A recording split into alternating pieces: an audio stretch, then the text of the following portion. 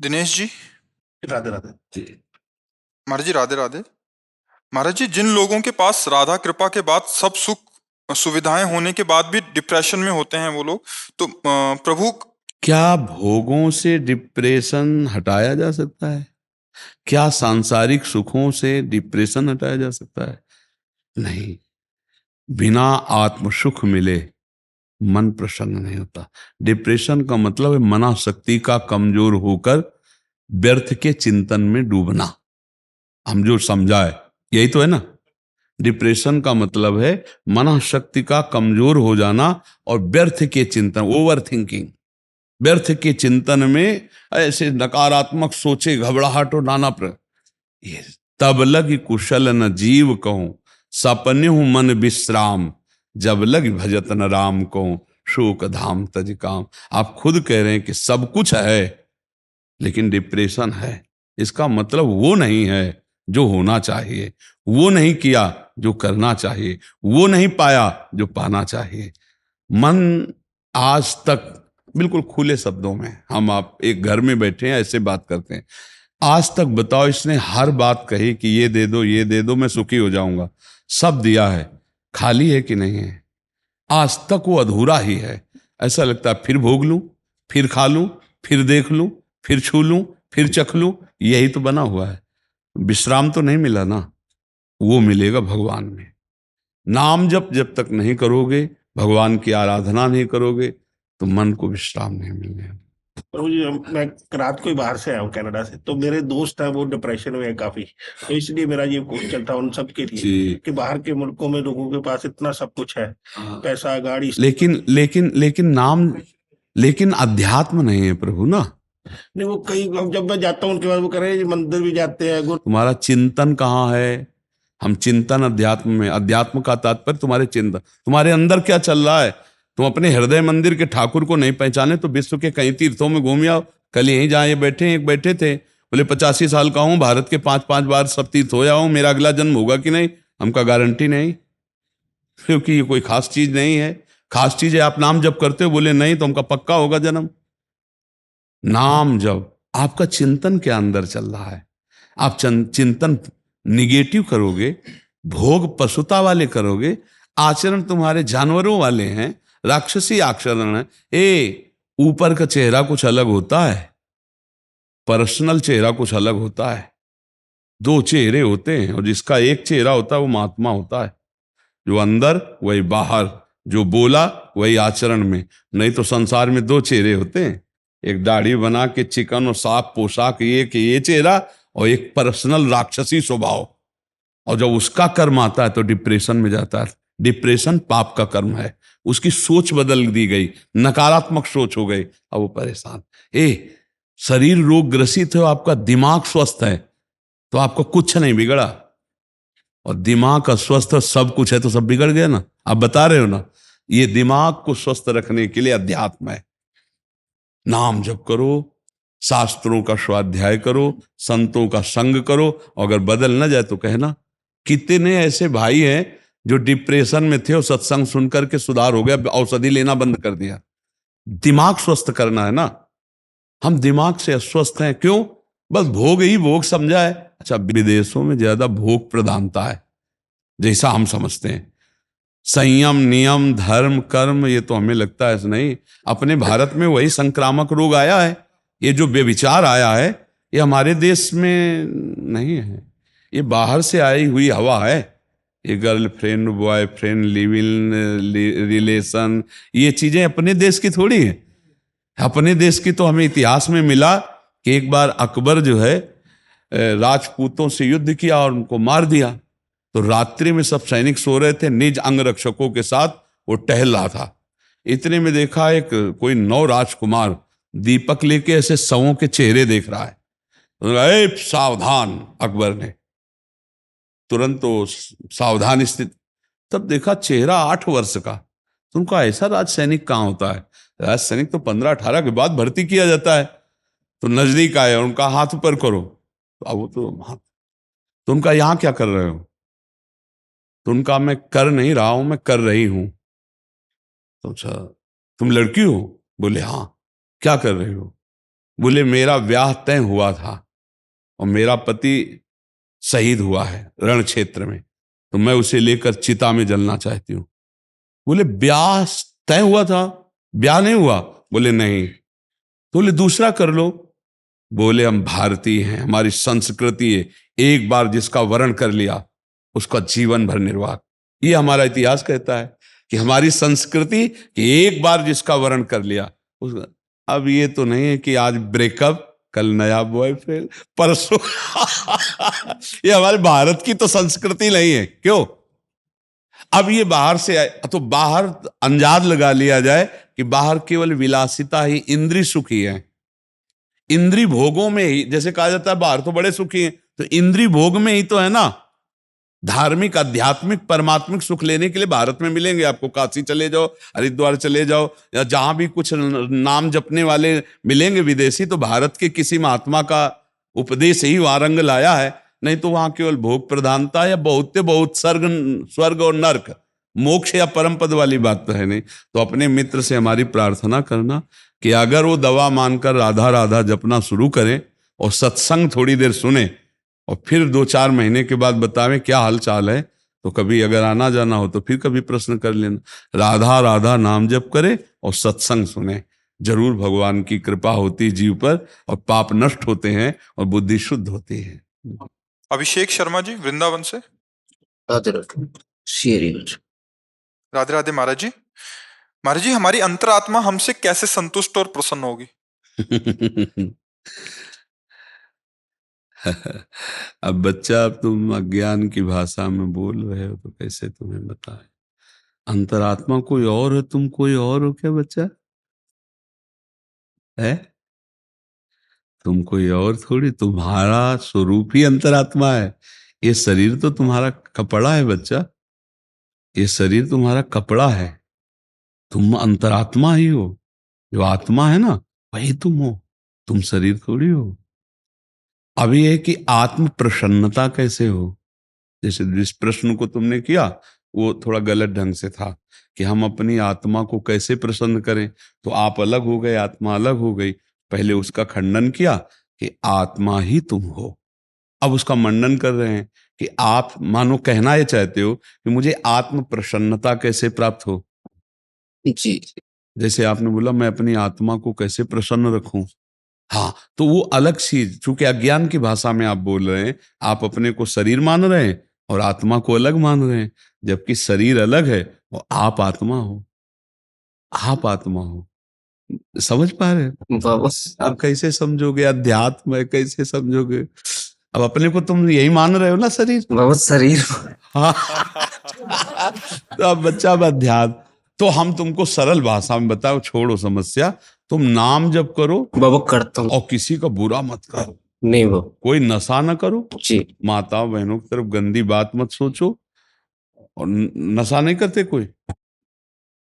अब तुम सब में नहीं बोलते चले जा रहे हो, थोड़ा तो सही, कम से कम ईमानदारी से संतों के पास तो सच्चाई से बोल दे। अगर डॉक्टर पूछ रहा है यहाँ दर्द हो रहा है, तो आप कहोगे नहीं, तो फिर गड़बड़ हो जाएगा ना। अगर पूछ रहा है तो कहो हाँ दर्द हो रहा है, तो दवा दे देगा, ठीक हो जाओगे। शराब तो नहीं पीते? नहीं बाबा। मांस नहीं खाते? नहीं।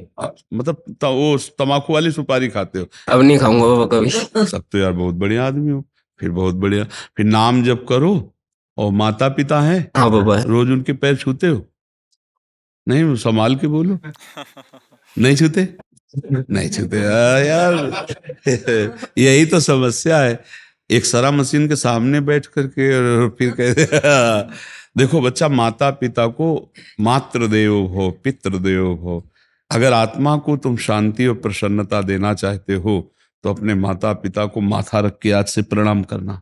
करोगे? जी बाबा। हाँ, माता पिता को कभी गाली मत देना और मेहनत से कमाओ और माता पिता की सेवा करो, नाम जप करो और गृहस्थी के जो कार्य हैं उनको करो। इसी से आत्मा को शांति मिलने लगेगी। आगे धीरे धीरे बढ़ोगे तब समझ में आ जाएगा। बहुत अच्छे बच्चे हो, क्योंकि जो बड़ी बड़ी गंदी बातें वो आप में नहीं है। यही बड़ी बात है कि व्यभिचार, व्यसन, मांसा दिखाना, द्यूत कीड़ा, जुआद, ये चीजें ना हो तो काफी जल्दी सुधार हो जाए, क्योंकि वो बहुत असाध्य रोग हैं, ये बहुत बड़े बड़े पातक हैं। तो आप बढ़िया से चलो, अच्छे बच्चे हो, ठीक है। हाँ, नाम जप करो, माता पिता को रोज प्रणाम करो और उनको कभी डांटना नहीं, गाली मत देना, कभी मारना नहीं। आज के बच्चे माता पिता पे हाथ उठा देते हैं, बहुत बहुत गंदी बात है। बूढ़े माता पिता को जो मारता है ना, उसे रौरव नरक की प्राप्ति होती है, घोर नरक की प्राप्ति। हमें तो लगता है कि माँ जैसा दुलार करने वाला सृष्टि में कोई नहीं है, है नहीं? उनकी गोद में नए कपड़ों में हक दिया, तब भी कभी बुरा नहीं माना। नहीं, माँ का प्यार। बच्चा पीट के गया है, फिर भी वो अपने बच्चे के लिए कहे कि नहीं नहीं नहीं, आप उसे कष्ट मत दें। हमें लगता है आज जो अपने बूढ़े माता पिता को मारते हैं, उनको घर से निकाल देते हैं, उनकी बहुत अव्यवस्थाएं, बड़ा समय खराब आ रहा है।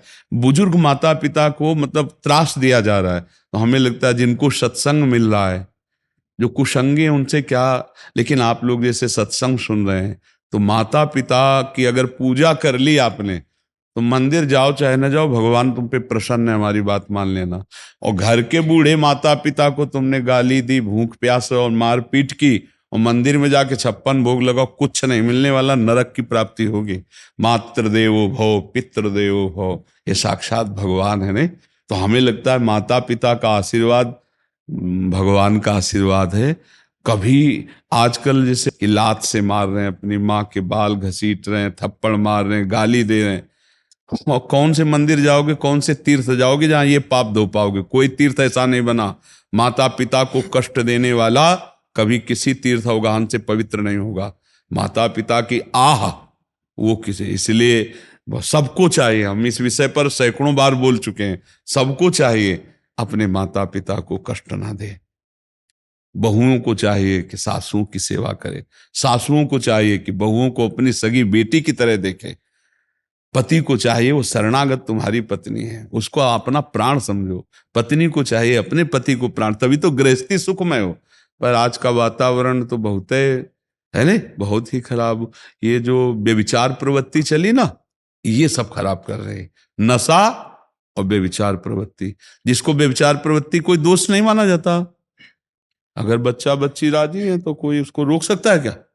सरकार भी नहीं रोक सकती। तो ये अब वो प्रवृत्ति है ना। अच्छा, अब जब बड़े में वही प्रवृत्ति बढ़ेगी, अच्छी प्रवृत्ति डालो तो अच्छी प्रवृत्ति, बुरी प्रवृत्ति तो अब वो पति के साथ कैसे टिकेगी, और वो सास ससुर की कैसे सेवा करेंगे इन बुड्ढों को? उसके तो यही दृष्टि रहेगी ना, इन बुड्ढों नहीं, हमारे लिए तो आज के नए बच्चे सास ससुर की सेवा या माता पिता की सेवा, और चलते हैं उन्नति के मार्ग पे। उन्नति किसको कहते हैं? धर्म को। माता पिता की अवहेलना, धर्म की अवहेलना तो उन्नति। पापी पुरुष की उन्नति को ऐसा समझना जैसे अंतिम इच्छा पूछी जा रही हो फांसी देने वाले को।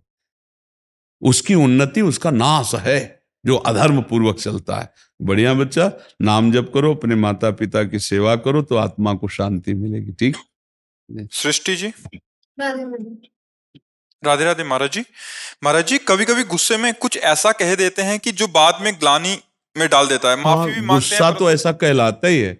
जो क्रोध है वो दुरुक्ति, गाली देना, कटु वचन कहना, चुभने वाले वचन कहना, ये तो क्रोध का लक्षण है। जब क्रोध प्रकट होगा तो गंदे वचन बोलेगा, कड़ुए वचन बोलेगा, ऐसे भद्दे वचन बोलेगा जिससे हृदय छलनी हो जाए। यही हमें संभालना है कि जब ऐसा क्रोध आवे तो दांती पीस ले, बोलना ही नहीं है। पर उस समय विवेक काम करे तब ना, उस समय तो और खखार के बोलेगा कि पूरा मोहल्ला सुने, नहीं सुनेगा। जब ऐसे नाम कीर्तन करवा तो राधा राधा, और जब लड़ाई होगी तो एक आदमी पूरा मोहल्ले को अले परेशान कर देगा। तो क्रोध का लक्षण ही है उच्च स्वर में बोलना, कड़वे शब्द बोलना, गाली बोलना, अभद्र शब्द बोलना। तो हमें लगता है ऐसे समय में मौन का सहारा ले और नाम जप करने लगे तो क्रोध से बच जाएगा। नहीं, क्रोध का काम ही है। अब चूंकि आपका पवित्र हृदय, इसलिए बाद में ग्लानि होती है। नहीं तो प्रायः लोगों को गाली देने के बाद ग्लानि थोड़ी होती है। वो तो समझते हैं कि देखा ना, 4 बातें कही, मैंने 10 बात कह के आए, तो उसको गर्व होता है। ये तो भक्त हृदय आपका, इसलिए ग्लानि होती है। तो वो ग्लानि भी ना हो, इसलिए मौन का आश्रय। क्रोध को मौन से, मौन और विचारपूर्वक, मुझे कुछ नहीं बोलना है, इस समय हट जाना है, हट जाना चाहिए। एक संत के पास एक भगत गए, मुझे बहुत गुस्सा आता, गुस्से में गाली देते हैं। एक बोतल में पानी मंगवाया, बोले दवा है, जब गुस्सा आना मुंह में भर लेना, और जब तक गुस्सा खत्म न हो जाए तब तक थूकला लें। तो सोचे गुरुजी की दी हुई दवा है, पानी मुंह में, जो गुस्सा आने, गुस्सा तो आ रही है, पानी मुंह में भला, थूकला तब जब गुस्सा खत्म हो जाए। गाली नहीं हुई, क्रोध का काबले और कुछ नहीं, वो पानी। तो ऐसे मौन ले ले, या भाई तुम भी एक बोतल में पानी रख लो कि ये दवा मिली है, और जब गुस्सा आवे तो मुंह में भर ले। मौन, चुपचाप मौन रहे, बोलेला हट जाए, उस समय तो है। जितेंद्र व्यास जी, करौली, राजस्थान। गुरुदेव भगवान, आपके चरणों में कोटि कोटि प्रणाम। महाराज जी, क्या भजन और तप एक ही हैं या दोनों से भगवत प्राप्ति का अलग अलग मार्ग? क्या तप शब्द अलग है और भजन शब्द अलग है। भजन धातु सेवायाम, समाज की सेवा, ठाकुर की सेवा, गुरु की सेवा, ये भजन के अंतर्गत आता है। सुमिरन का मतलब होता है नाम जप करना, भगवान के नाम का सुमिरन करना। और तप का मतलब होता है मान अपमान, दुख सुख, लाभ हानि, हम जो परमार्थ में चल रहे हैं उसमें जो हमारे अंदर काम क्रोध लोभ, इनको सहना, इनसे किसी भी तरह से हम विचलित ना हो, अंदर उनको सहते हुए चले जा रहे हैं, उसे तप कहते हैं। ताप को सहना। मात्रा स्पर्शास्तु कौन्ते शीतोष्ण सुख दुखदा आगमा पाइनो अनित्यास्तास तितिक्षस्व भारत। तितिक्ष माने सहनशील, जो सह जाता है वही तपस्वी कहा जाता है। उसी तप से पाप का नाश होता है और भगवत प्राप्ति होती है। दोनों भगवत प्राप्ति कराने में समर्थ हैं। यदि भगवत प्राप्ति के लिए आए हुए निंदा, अपमान, तिरस्कार, काम क्रोध को सह जाए तो भगवत प्राप्ति हो जाए। या दूसरों की सेवा करे, नाम जप करे, भगवत लीला चरित्र गायन करे, भगवत लीला सुने, इससे भी भगवत प्राप्ति हो जाएगी। कई साधन है पर उसमें भगवत भाव प्रधान है।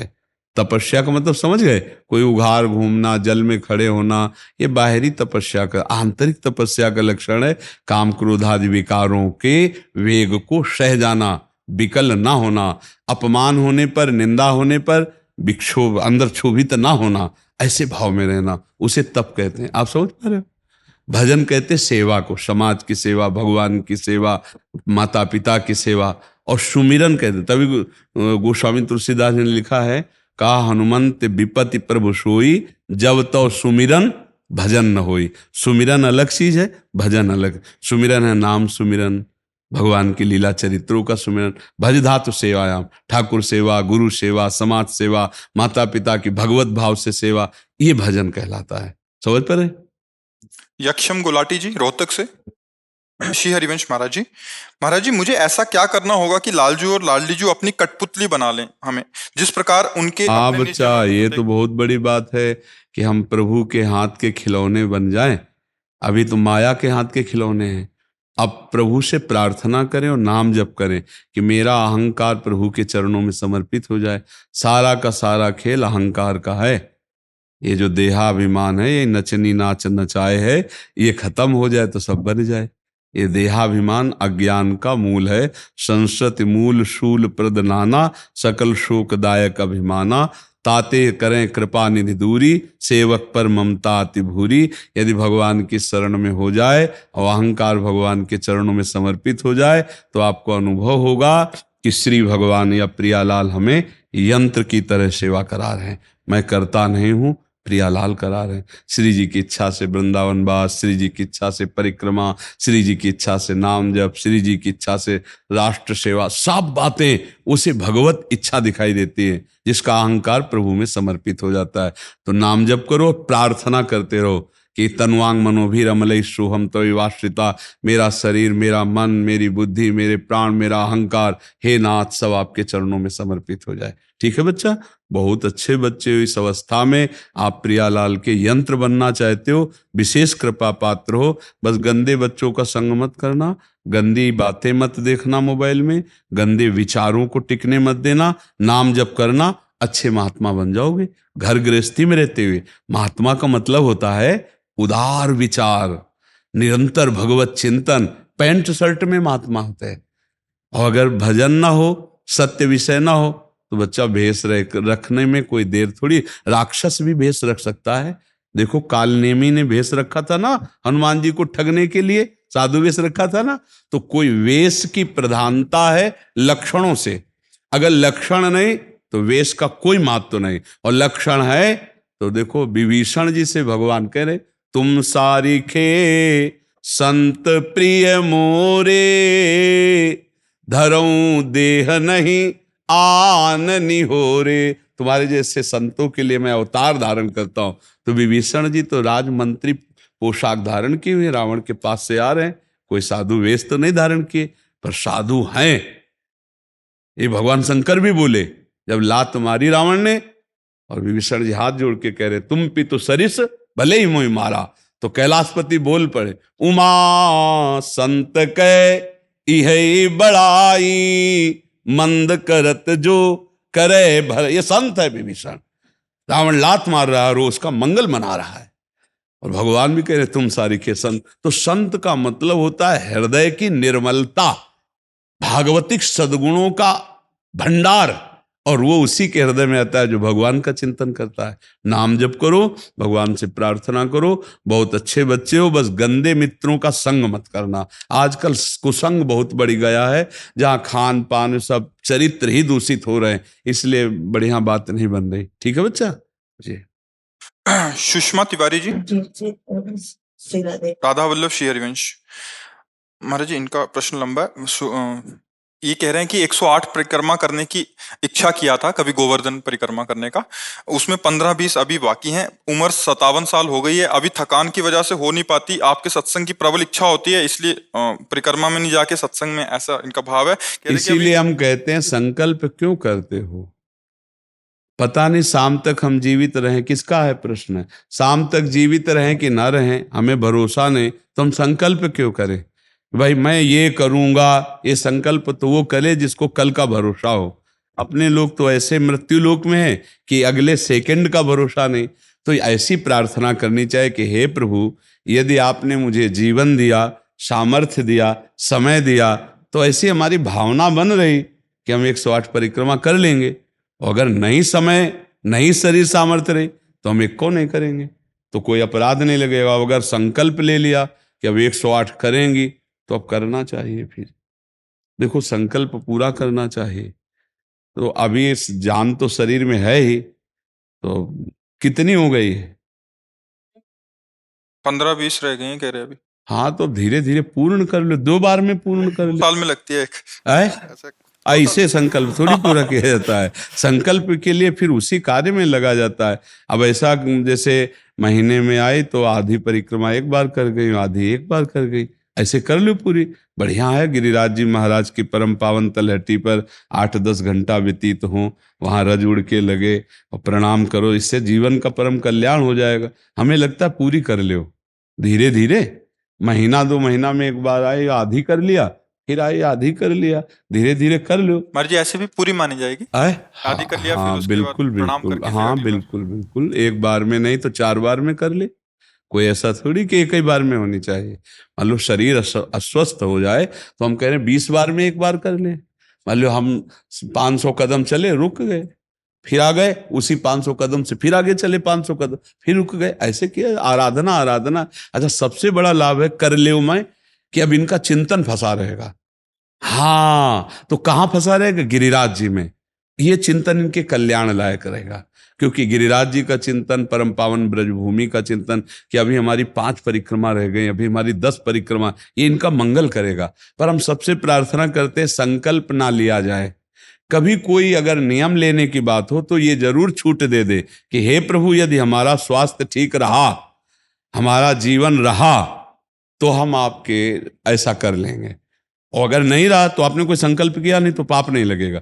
ऐसे थोड़ा अपराध बनने की होती है कि 108 की। वो तब होता है जैसे कोई डील करते हैं ना, गोवर्धन महाराज मेरे पुत्र का नौकरी लग जाए, मैं 100 परिक्रमा करूंगी, तब जाके थोड़ा सा ऐसा ज्यादातर होता होगा। ऐसे भक्ति मिले, हाँ, ऐसा तो कम ही होता है। हाँ, तो करना चाहिए, फिर हमें लगता है करना चाहिए, पर अगर समय के पधार गया तो फिर कैसे कर पाएगा? मृत्यु लोक है और मरण धर्मा शरीर है, तो मुझे तो भरोसा 1 मिनट का नहीं है अपने शरीर का, कि 1 मिनट ही अगला जिएगा कि नहीं जिएगा। इसीलिए संकल्प विकल्प करने का अधिकार ही नहीं है। पता नहीं शाम तक जिएंगे, क्यों भाई, पक्का है किसी को? अब पता नहीं शाम तक जिएंगे कि नहीं, तो हम क्या संकल्प करें? हमें तो यही कि प्रभु जैसे चलावे वैसे चल रहे, परिक्रमा करवा दिया, परिक्रमा करने बैठे बैठे राधा राधा जप रहे, मांग के खा लिया, भगवान के भरोसे बाबा जी। ऐसे गृहस्थी में अपने धर्म कर्म किए, जब समय मिला तो परिक्रमा कर गए। अच्छा, प्रार्थना करना स्वामी से कोई गलत बात नहीं कि हमारे बच्चे की नौकरी लग जाए, हमारा काम बन जाए, जरूर करो। भगवान से नहीं करोगे तो किससे करोगे? करना चाहिए। पर ये करके कि हमारी कामना पूर्ण कर दो, हम इतना करेंगे, फिर बंधन हो जाएगा। हम इतना क्यों करें, तुम्हारी परिक्रमा करेंगे हमारा काम पूर्ण। स्वार्थी हो क्या? हमारे पिता हो, हमारे स्वामी हो, हमारी जरूरत है, मांग रहे कि प्रभु हमें एक संतान दे दो, हम आपको कुछ करेंगे। ये हम में बस नहीं, हमारे पास तो जो कुछ दिया हुआ सब आपका है नाथ। स्वाभाविक 108 परिक्रमा लग जाए, कोई बात नहीं। संकल्प मत करो, मांग जरूर लो, तुम्हें मांगना है, और छूट दे दो कि प्रभु यदि उचित हो तो ऐसा करना, अगर उचित ना हो तो प्रभु लाख बार मांगो तो भी पूरा मत करना। ये भक्तों की मांगे होती हैं, ये सत्संगियों की मांगे होती है कि नाथ मेरी आवश्यकता तो है, पर अगर आपको उचित लगे तो आप दे देना, और अगर उचित ना लगे तो मेरे मांगने पर भी आप ना देना। तो हमें लगता है आप कर लो परिक्रमा, अभी शरीर में दम है, जितनी बार आओ थोड़ा थोड़ा करके परिक्रमा पूरी कर लें। इंदु शर्मा जी फरीदाबाद से। राधे राधे। राधे राधे गुरुदेव, आपके चरणों में कोटि कोटि प्रणाम। महाराज जी, मैं नाम जप करती हूँ लेकिन जितना जप करना चाहती हूँ उतना नहीं करती। नाम जप की ऐसी भूख कैसे जागृत हो कि मेरे हर श्वास के साथ नाम जप हो? वैसे यही पीड़ा किसका प्रश्न है? यही पीड़ा आगे चल करके ऐसी भूख पैदा कर देती है। जब ये बात बनी रहती है कि जितना नाम जप होना चाहिए उतना नहीं होता, उतना, ये बात तो हमारे में भी है। इतनी पीड़ा तो हमको भी बनी रहती है कि जितना होना चाहिए उतना नहीं होता। इतनी पीड़ा हम अपने गुरुदेव भगवान में भी देखी। एक दिन उन्होंने कहा क्या बताएं, जीवन निकल गया, छक के नाम जपने को नहीं हुआ, रात दिन मंत्र में नाम में लगे गए, रात दिन 10 वर्ष समीप रह के सेवा में रहे। तो देख, बोले क्या बताऊं, पूरी जिंदगी निकल गई, छक के नाम जपले को नहीं मिला।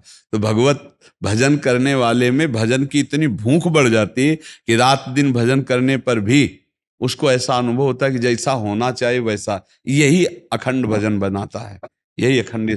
पर इस अखंड भजन होते हुए भी रोना आएगा कि प्रभु मुझे भजन करने की रुचि दे दो।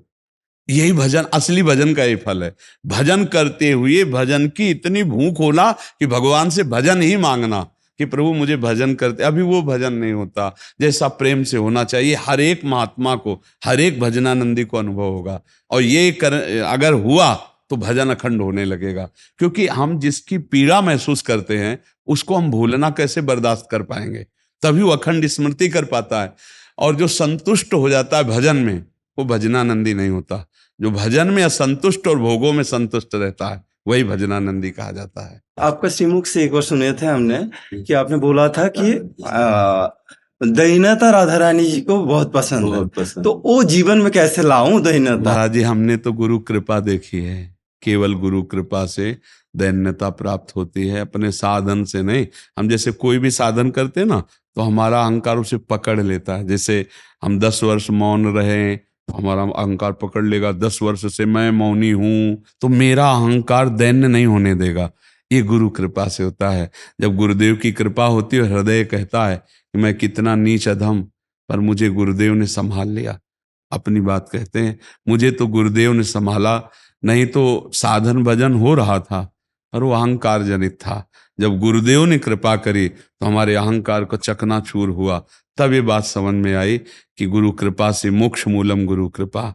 गुरुदेव भगवान साक्षात करुणा में प्रियालाल के स्वरूप हैं। वो जब कृपा करते हैं तो अहंकार नष्ट हो जाता है, और अहंकार नष्ट होते ही दैन्यता आ जाती है।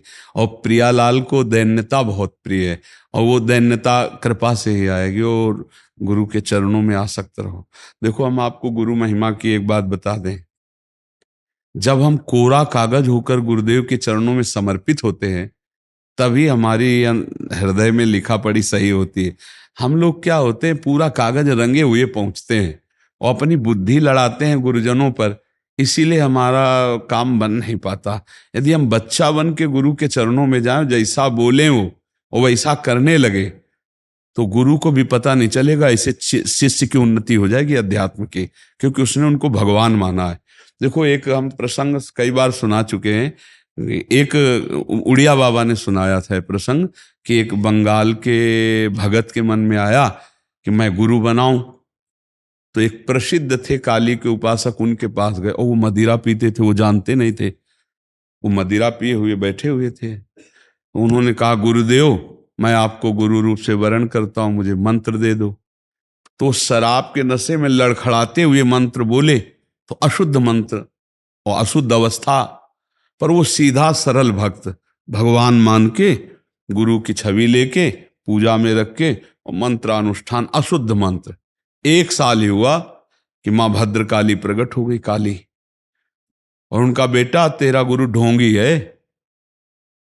तो उनका माँ, पहली बात तो आप गुरु को ऐसा ना बोले, गुरु हमारे परब्रह्म है, आप ऐसा ना बोले। बोले बेटा तू बहुत सरल है, जानता नहीं, वो शराब पीता है, और जो मंत्र दिया ना वो अशुद्ध है, माँ ने कहा। तो उनका माँ, अब तो और विश्वास आपकी बात पे नहीं रहा, अगर गुरु ने अशुद्ध मंत्र दिया होता तो तुम 1 साल में आ गई, कैसे आ गई? बोले बताने आई हूं कि मंत्र अशुद्ध है। तो उनका माँ, मैं अपने गुरु निष्ठा और गुरु मंत्र को नहीं छोड़ सकता, आप जाओ। तो उनका बेटा, मैं तुम्हारी गुरु भक्ति पे प्रसन्न हुई और आज से मेरे सिद्ध करने का मंत्र यही होगा जो अशुद्ध मंत्र। ऐसा गुरु भाव किया जाता है। गुरु को परब्रह्म साक्षात माना जाता है। परब्रह्म में दोष दर्शन नहीं होते, दोष हमारी बुद्धि का है। अगर बुद्धि का दोष निकाल दे तो देखो, मत्ता परतरम नान्यत किंचिदस्ति धनंजय, भगवान कह रहे मेरे सिवा कोई और है नहीं। फिर हम गुरु को दोष दर्शन में देखें, कहीं ना कहीं हमसे त्रुटि हो रही। हमें घोर पापी में भी भगवान देखना है, तो गुरु में भगवान देखने में क्या बात है? विचार करके देखिए, जब हम गुरु में भगवान देखते हैं तो अपना समर्पण करते हैं, और जब वो हमारे साथ उल्टा व्यवहार करते हैं और हम सह जाते हैं तो हमारा अहंकार नष्ट हो जाता है। वहीं रहकर उसको चोट पहुंचने दो अहंकार को, और अहंकार जब मिटिया मिट हो गया तब कृपा उदय हुई, तब समझ में आया को हो साक्षात परब्रह्म गुरुदेव हैं। गुरुर् ब्रह्मा गुरुर् विष्णु गुरुर्देव महेश्वरा, गुरु साक्षात परब्रह्म तस्मै श्री गुरु। गुरु में भगवान बुद्धि करना बहुत कठिन बात है, सबसे कठिन बात विश्व में, समझ लो। गुरु में परब्रह्म बुद्धि करना, और गुरु में परब्रह्म बुद्धि नहीं तो कुछ भी कर ले अहंकार नष्ट नहीं होगा। यह खुली बात कह रहे, गुरु ही एक वो खिलाड़ी हैं जो हमारे अहंकार को मिटिया मेट कर दे सकते हैं, दूसरा नहीं। इसीलिए ध्यान मूलम गुरु मूर्ति, पूजा मूलम गुरु पदम, मंत्र मूलम गुरु वाक्य, मोक्ष मूलम। गुरु का चरणामृत पियो, गुरु की चरण रज लगाओ, और गुरु के आगे एक तुच्छ सेवक की तरह रहो, अभी दैन्यता आ जाएगी। अगर गुरु में दोष दर्शन होने लगे तो हट जाना चाहिए, और दूर से उनको परब्रह्म मान के बिना निंदा किए उनके द्वारा बताई हुई उपासना में रत हो जाए तो उसका परम कल्याण हो जाएगा। दूसरा गुरु बनाने की जरूरत नहीं है। परमात्मा प्राप्ति के लिए गुरु कृपा है। हम तो आपको हाथ उठा के कहते हैं कि गुरुदेव की कृपा के बिना एक कदम नहीं चल सकते, एक कदम भी नहीं चल सकते। हम जैसे भूमि में ही कदम रख सकते हैं, ऐसे हम जीवित हैं, परमार्थ में चल रहे हैं तो केवल अपने गुरुदेव की कृपा से चल रहे हैं, किंचन मात्र कुछ नहीं। केवल वो ऐसे पकड़े हुए हैं तो हम चल रहे हैं, अगर वो ऐसे छोड़ दें तो धम्म से गिर जाए। गुरु कृपा ही केवलम, गुरु कृपा है। वो दैन्यता गुरु कृपा से आती। महाराज जी धन्य भाग है आपकी कि आप दैन्यता चाहते हैं। हाँ, परम कृपा है वैष्णव आचार्यों की। बस चुपचाप चलते रहिए, किसी की निंदा मत करना और किसी के दोष दर्शन मत करना, बस इसी से दैन्यता आ जाएगी। और दैन्यता में रोना आता है, जैसे अब आपका दैन्यता में रोना आता है कि मुझ जैसे अधम पर इतनी कृपा श्री कृष्ण की, महाप्रभु की, गुरु की, तो वो हृदय निर्मल होता चला जाता है। जब रुदन होता है ना प्रभु के, उसमें इससे ज्यादा और किसी तीर्थ में नहीं पवित्रता है जितनी रुदन में पवित्रता है। हाँ, रुदु सुस्वरम राजन कृष्ण दर्शन लालसा, जब अपने प्यारे प्रभु के लिए रोना आता है तो हृदय निर्मल, तार तार निर्मल हो जाता है। और कबीरदास जी कहते हैं कि बिन रोए किन पाइया प्रेम प्यारा अमित, कबीरा हंसना छोड़ दे रोने से कर प्रीत, बिन रोए किन पाइया प्रेम प्यारा अमित। ठीक जी। सोनिया जी, राधे राधे। महाराज जी मेरा सवाल है कि मैं हमेशा अपने बेटे के लिए हमेशा चिंतित रहती हूँ। मुझे हमेशा डर लगा रहता है कि मेरे बेटे को कुछ हो ना जाए, हमेशा बेचैन रहती हूँ। ऐसा क्यों होता है? माँ की ममता तो ऐसे ही होती है ना, आपकी नहीं, हर माँ की लगभग यही ममता ऐसी होती है कि मेरे बेटे को कहीं कोई दुख ना हो जाए। अच्छा है, कोई बुरी बात नहीं है, पर इसके लिए करो, भगवान नाम जप करो। भगवान क्या, किसका प्रश्न है? हाँ, प्रभु की विराजो, आप बैठ जाओ। माँ का यही स्वरूप, आप ही नहीं, हर माँ का हृदय यही होता है कि वो अपने बच्चे के लिए दुलार करता है। तो उसकी रक्षा के लिए, उसके मंगल के लिए नाम जप करो, भगवान का नाम जप करो और भगवान के भरोसे रहो। तुम्हारे तो एक दो बच्चे हैं, हम सब भगवान के बच्चे हैं। पर भगवान की 3 प्रकार की लीला है, एक है सृजन और एक है पालन और एक है संहार। और तीनों लीलाएं होंगी, पक्का होंगी। जैसे सृजन जरूरी है, पालन जरूरी है, ऐसे विनाश भी जरूरी है। तो देखो, इस शरीर को कहा गया विनाशी और इस लोक को कहा गया मृत्यु लोक। तो भाई देखो, जो जन्मा है उसका शरीर छूटेगा, जो हमने कर्म किए उसके अनुसार हमें भोग मिलेंगे। अब हम भगवान से भजन के बल से, उनके प्रार्थना के बल से हमको क्षमा याचना करवा सकते हैं। तो अपने पुत्र के लिए, अपने कल्याण के लिए, अपने परिवार के कल्याण के लिए, समाज के मंगल के लिए भगवान का नाम जप करे, भगवान से प्रार्थना करे, दूसरों को सुख पहुंचावे, धर्म पूर्वक आचरण करे, तो निश्चित मंगल होता है। हाँ, बहुत अच्छा है। देखो, यशोदा मैया स्वयं भगवान लाला के रूप में आयला, तो गौ की पूंछ से झाड़ना और ब्राह्मणों को बुलाकर स्वस्ति वाचन कराना, दान देना, मेरा लाला कन्हैया सुरक्षित रहे। क्योंकि बड़े बड़े आक्रमण हुए ना, पूतना है, तृणावर्त, अघासुर, बकासुर, तो मैया घबरा जाती थी कि दुनिया की बलाएं हमारे लाले के पीछे काहे पड़ी। और अच्छा, माँ को अपने पुत्र का महान स्वरूप दिखाने पर भी दिखता ले, क्योंकि माँ है ना, उनको तो लगता है मेरा लाला है, तो बार बार वो परेशान हो जाती थी। और स्वयं भगवान की रक्षा के लिए भगवान के नाम का प्रयोग किया, केशव भगवान बाजुओं की रक्षा करे, ऐसे करे, ऐसे। तो हमें लगता है भगवान का नाम जप और धर्माचरण, दूसरों को सुख पहुंचाना, और इसका फल मेरा पुत्र सुरक्षित रहे, मेरे पुत्र की बुद्धि शुद्ध हो, मेरे पुत्र को कभी विपत्ति ना हो।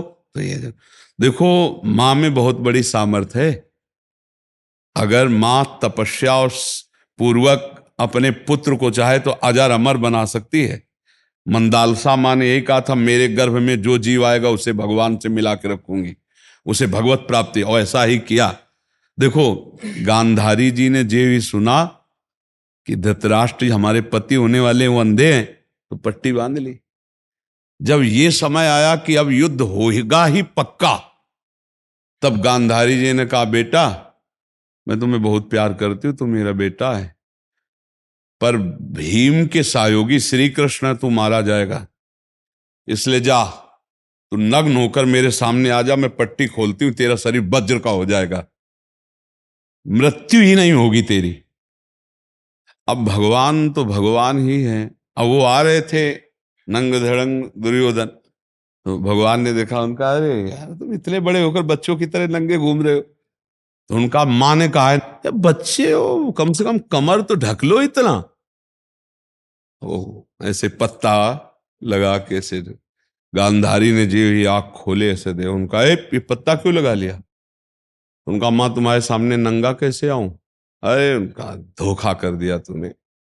अब जितनी दृष्टि मेरी पड़ गई, तेरा शरीर वज्र का हो गया, गदा या किसी भी प्रहार से नष्ट नहीं होगा, लेकिन तू कमर से मारा जाएगा, यही से कमजोर हो गया।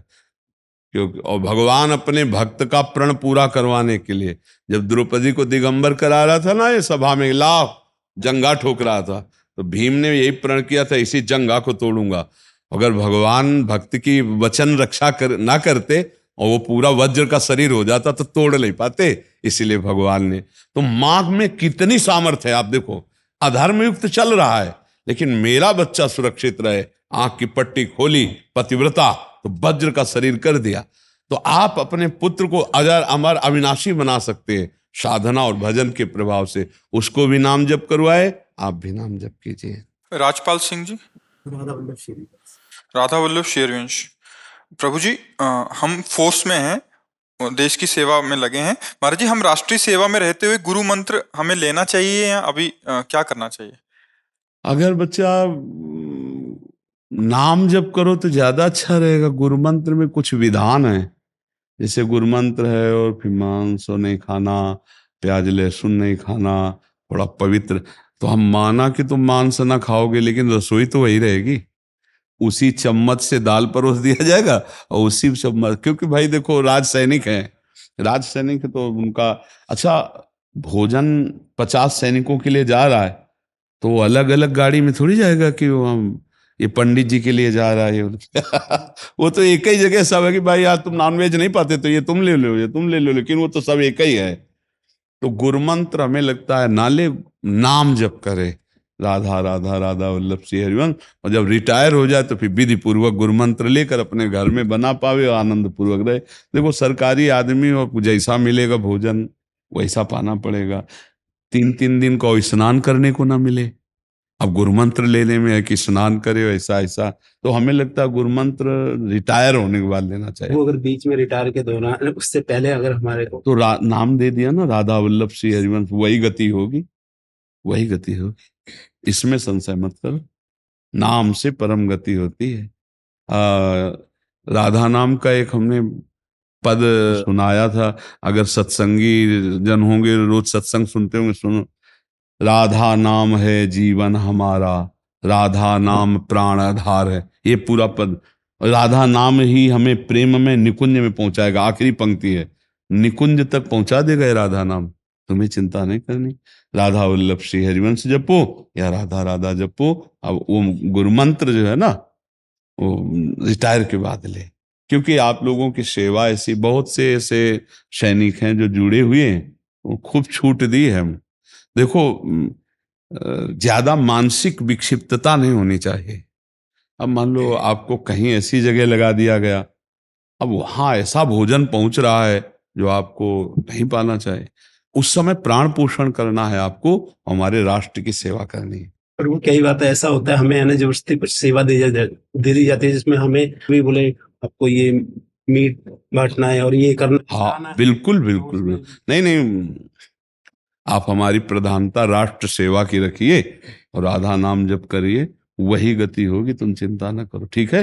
हाँ और बस मस्ती से रहो, जहाँ रिटायर हो जाओ तो फिर, और अगर आपको जैसे है कि रिटायर के बीच में रिटायर हो गए तो नाम चल रहा है, भगवान के आश्रित हो, वृंदावन में तुम बैठ के बात कर रहे हो, एक बार वृंदावन आ गया, एक बार राधा नाम ले लिया, उसकी दुर्गति नहीं होगी, ठीक है। हाँ नाम जप करो, क्योंकि मंत्र में कुछ नियमावलियां हैं और नाम जो है वो सर्वतंत्र स्वतंत्र है। अपवित्रा पवित्रो वा, बिना नहाए धोए शौचालय में भी जप सकते हो, लेकिन मंत्र के लिए कुछ नियमावली है, ठीक है।